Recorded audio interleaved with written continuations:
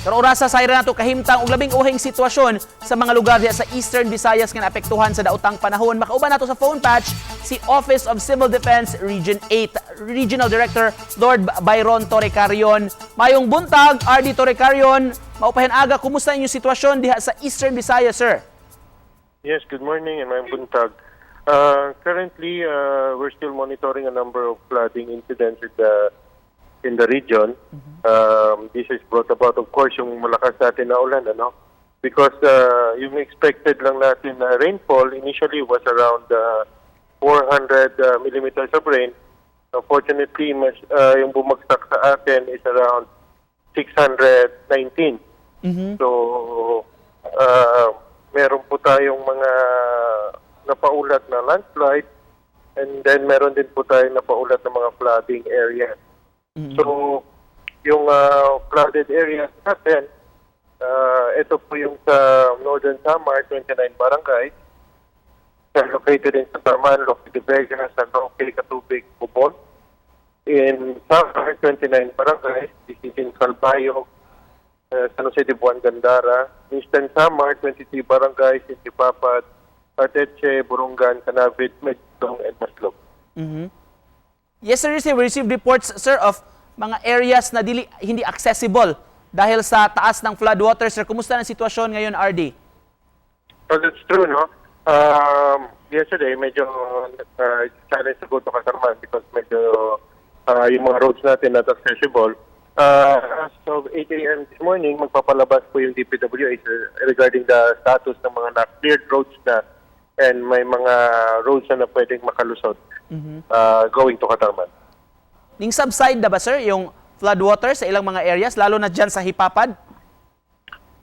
In Jipapad, yung Jipapad kasi is more of a catch basin natin.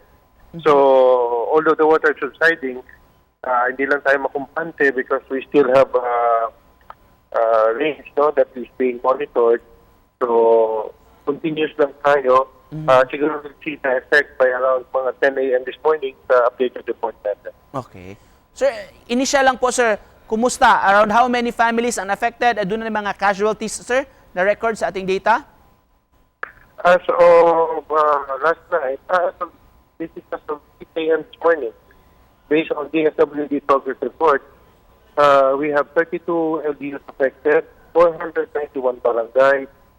That's equivalent to 407,976 individuals or 96,920 families. May mga reported, sir, na nakitang mga patayang lawas, sir, mga casualties? Unfortunately, we have received reports of 2 casualties, but we cannot divulge any other information as of this time kasi subject pa siya ng verification ng MDM cluster natin under DIH. Sir, kumusta ng panahon ngayon, sir? Dito sa Tacloban, it's a bit cloudy. Wala masyadong rain. Sa Northern Samar, upon monitoring, last night we still encountered rains. This morning, medyo light rains na lang. There was also a cell signal interruption in Katarman last night. So wala silang cell signal. Message mo lang ngayon, RD, sa ating mga kababayan diha sa Eastern Visayas, RD. First of all, we'd like to thank our partners and local government, the local chief executive natin who responded quickly and decisively in the response effort. And of course, our partner national agencies who are very proactive in their approach. Yung sa mga private sectors lang po are planning to do some relief operations. Thank you for your support and for doing that.